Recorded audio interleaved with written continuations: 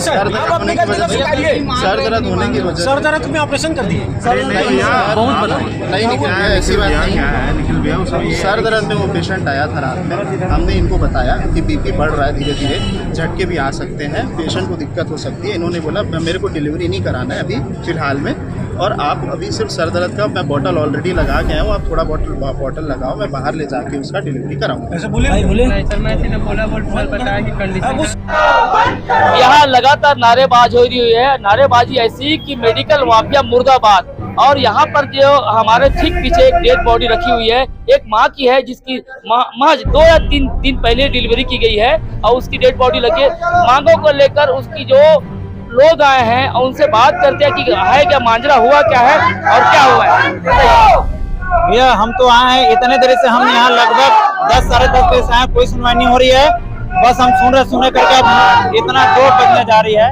अब देख ले लगातार नारा हो रहा है। अब यही जब भीड़ उग्र हो जाएगी तो प्रशासन ये बोलेंगे कि भीड़ उग्र आंदोलन करती है, लेकिन उग्र आंदोलन करने के लिए मजबूर कौन कर रहा है?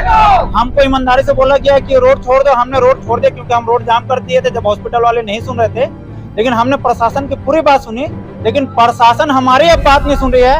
अगर अब भीड़ उग्र होगी तो उसकी पूरी जवाबदारी शासन प्रशासन की होगी, इस हॉस्पिटल की होगी। आखिर हुआ क्या था भैया 30-31 की रात को ये डिलीवरी केस आया था, जिसका इनको परिजन को इतना डराया गया। हमने सुना है कि सिर दर्द का मामला था, डिलीवरी के बाद में बात हुई। नहीं, ये इनको डिलीवरी केस था, लेकिन इनको कुछ झटका आ रही थी, उस केसेस में इनको लाया गया। तो हॉस्पिटल वाले ने इनको इतना डरा दिया परिजन को कि कभी कुछ भी हो सकती है।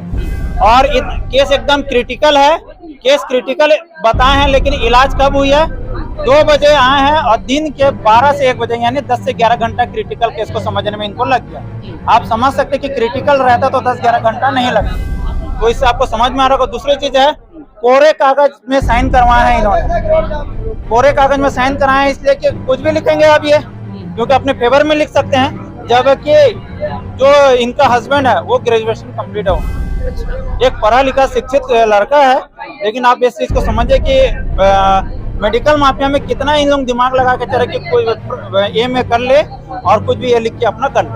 तो ये मतलब यहाँ कितने दिन एडमिट रही और फिर इसका हुआ क्या इसके साथ? यहाँ भैया ऑपरेशन किए हैं इन लोग, ऑपरेशन किए, उसके बाद में स्थिति बिगड़ी है और आनंद फानन में इन लोग रायपुर ले जाओ करके रिफर किए ताकि यहाँ कुछ मत हो। कहाँ लेके गए फिर ये लोग रायपुर ना ले जाके स्थिति को भापते हुए, क्योंकि इनको बताया गया कि हार्ट में प्रॉब्लम है, तो ये लोग संजीवनी लेके गए। और वो भी जो बोलते हैं ना एम्बुलेंस आती है जिसमें ऑक्सीजन वेंटिलेटर है, उसमें लेके गए। अच्छा, तो वहाँ 2-3 रोज रहे, आज वो शांत हो गए। यहाँ भी रही और वहाँ भी रही। यहाँ का कितना बिल बना था? यहाँ 80,000 में बात किए थे और 50,000 यानी आनंद फानन में इनको सांत्वना देने के लिए 30,000 डिस्काउंट कर दिए बिना बोले किसी के कहने में। इसे मौत के बाद सेटिंग कह सकते हैं बस, यानी इनको सांत्वना देने कि हम तुम्हारे लिए फेवर में हैं। वहाँ संजीवनी में कितना लिए? संजीवनी में तो अभी खैर बच्चा वहीं एडमिट है, अभी तो वहाँ कुछ। अच्छा, माँ यहाँ है जी, बच्चा वहाँ है। जी। अच्छा, कितने दिन का बेबी हो गया? अभी 5 या 6 दिन की है भैया। वहाँ भी अमाउंट जमा किए होंगे ना? अभी ये तो इनके परिजन ही बताएंगे। अच्छा, आप इनके पति है लोग यही ऑपरेशन करना पड़ेगा। ये लोग कितना दिन एडमिट किए? अगले दिन ना 10-1 बजे ऑपरेशन वहाँ यही है, यहाँ अगले दिन। और ऑपरेशन के बाद स्थिति क्या थी? नाजुक। और उसके बाद हटा दिया आपने यहाँ से? क्या बोले? ले जाओ, हार्ट का प्रॉब्लम है, उसको दूसरी जगह ले जाना है। चलिए, तो देखिए अभी जा रहे हैं और ये वो उस महिला की डेड बॉडी को भी लेके जा रहे हैं। आप, ये इनके हस्बैंड है और ये पूरे लोग लेके डेड बॉडी को नेशनल हाईवे पे फिर लेके जा रहे हैं। इनका एक अपना तरीका है कि अपनी बात कह रहे हैं लेकिन बात नहीं मान रहे हैं। तमाम पुलिस वाले आए हैं और तमाम अधिकारी आने के बाद आप इनको कहाँ लेके जा रहे हो? नहीं आते हैं न्याय के लिए कहाँ ले जा रहे हैं इनको? चक्का जाम न्याय के लिए। चलिए, तो अब देखिए इनके पति भी है और देखिए अब एक डेड बॉडी को चक्का जाम करते हुए अपने न्याय की बात कहने के लिए अब ये यहाँ ले लिए तमाम लोग। देखिए, और ये नेशनल हाईवे है। अब नेशनल हाईवे में लगातार अपनी बात मनवा रहे हैं। अब बात मनवाने के बाद अब ये डेड बॉडी को लेके आगे देखिए अब ऐसा रोका जा रहा है, क्योंकि कहीं न कहीं एक माँ और एक बच्चे के लिए की बात है और राजनांदगांव का नेशनल हाईवे है और नेशनल हाईवे में अब इस तरह से डेड बॉडी को लेके बैठ गए हैं। तो आप देखिए कि एक न्याय की गुहार, एक माँ की मौत और एक बच्चे के लिए अब नया जीवन, ये समझ से परे है। ये कृष्णा हॉस्पिटल है, कृष्णा हॉस्पिटल के साथ संजीवनी हॉस्पिटल का भी नाम आ रहा है। तो कहीं ना कहीं ये सारी बातें मौत से जुड़ती है या अमाउंट से जुड़ती है, जो ये लगातार मोटी रकम जो फीस के तौर पर लेते हैं और उसके बाद आनन फानन में फीस अचानक कम कर देते हैं। ये कहीं ना कहीं सवाल उठते हैं और सवाल उठने लाजमी भी है। लाजमी किसी माँ की मौत से है, लाजमी किसी बच्ची से है, लाजमी किसी की बीवी से है, लाजमी किसी की बहन से है, तो लाजमी है।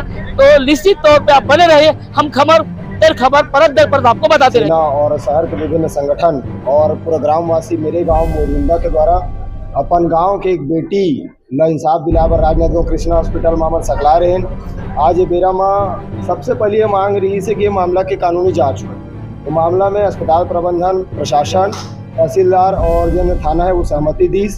दूसरा जन विषय रही से कि एमा जन लड़का है जन अभी 5 दिन के है, ओकर इलाज के पूरा खर्चा और ओकर आगे के जेन भी अभी वो इलाज होई वो सब ला कृष्णा हॉस्पिटल प्रबंधन है, जहाँ भी इलाज होई वहाँ के प्रबंधन से बातचीत करके ओकर बिल ओकर भुगतान ला पूरा दी।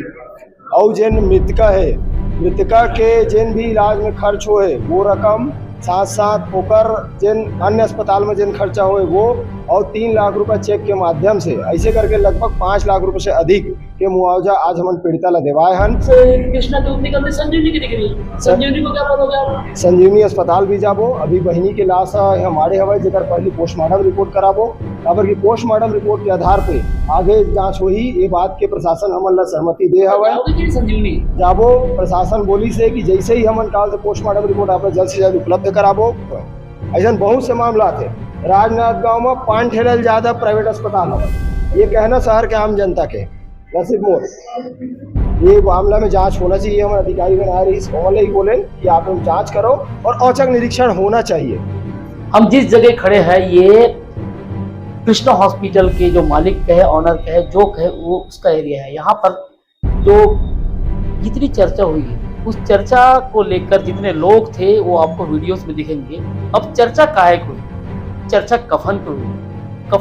कफन आपने पढ़ा होगा, देश के सबसे बड़े लेखक ने कफन लिखी थी। उस कफन का मर्म भी आप समझा होगा कि उस कफन की जो कहानी थी, कफन पे जो लिखा गया था वो कफन था एक प्रसव पीड़ा को लेकर। ये कहानी भी वैसे ही मिलती है। उस कफन से इस कफन का ज्यादा अंतर नहीं दिखता। उस कफन में भी एक गरीब था और इस कफन में भी एक गरीब ही महिला है।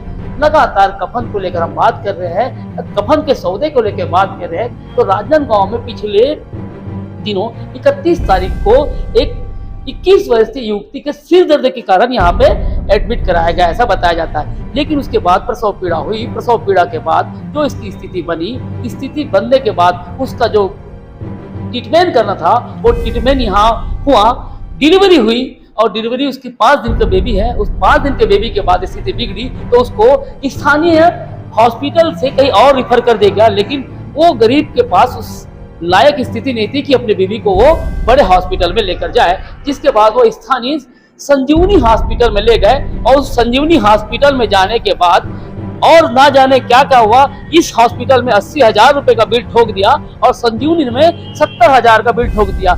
स्थिति बिगड़ी तो उसने बिल के 30,000 रुपए रिफंड कर दिए, क्योंकि कोई भी हॉस्पिटल ऐसा नहीं होता कि 80,000 में से 30,000 वापस कर दे, मतलब गड़बड़ झाला यहाँ पे नजर आता है। उसके बाद जो संजीवनी में गए, संजीवनी में जाने के बाद वहां पर स्थिति बिगड़ी या जो स्थिति वहां उत्पन्न हुई, अब आप सभी के सामने मामला ये मंजर दिखता है। क्योंकि इस कफन को ओढ़े हुए जो महिला थी उसकी डिलीवरी के बाद जो मौत हुई और जिस मौत के दौरान जितने भी चीजें होते गई वो सारा चीज आप परत दर परत हमारे इस खबर में देखेंगे। इसके लिए हाईवे रोक दिया गया, 1 नहीं 2 बार हाईवे रोक दिया। आला कमान के लोग आए, आला कमान के बाद बीच बीच में यहाँ के कांग्रेस के जो महापौर प्रत्याशी निखिल द्विवेदी आए, शमसुल आलम आए, अलग अलग लोग आए और जैसे आए वैसे ही चले गए। लेकिन हुआ क्या? आखिर में जीरो। क्योंकि मीडिया का फायदा उठाने के लिए हर प्रशासन कहे, तंत्र कहे, मंत्री कहे, छुट भैया नेता कहे, सब उठाते भैया। और जब बात करने की बारी आई तो जिसकी घर मौत हुई उसको मुआवजे के रूप में 3 लाख दे दिया गया, वो भी चले गए बॉडी लेकर। और जिसके साथ दिन भर प्रोटेस्ट में रहे वो लोग भी प्रोटेस्ट करके चले गए। अब मामला आता है मीडिया से बात करने का, अस्पताल प्रबंधन का। तो कब यहाँ से रफू चक्कर हो गए, जैसे गधे के सिर से दो सींग गायब होते हैं, वो जैसे सिर कहते हैं यहाँ के जो प्रबंधक थे, अपनी बात कही और बात मनवाने के बाद ऐसे गायब हुए कि समझ ही नहीं आया। और समझ क्यों आएगा, क्योंकि इसकी सेटिंग हो गई है। मौत का सौदा या कफन पे जो बात हुई, हम इसलिए कह रहे हैं कफन को आपको पढ़ना चाहिए। उस कफन को लिखने वाले प्रेमचंद थे और इस कफन को लिखने वाले यहाँ के सौदागर, जैसे कि यहाँ के लोग कह रहे थे। मेरे साथ इस खबर में कविता है और मैं अखिलेश।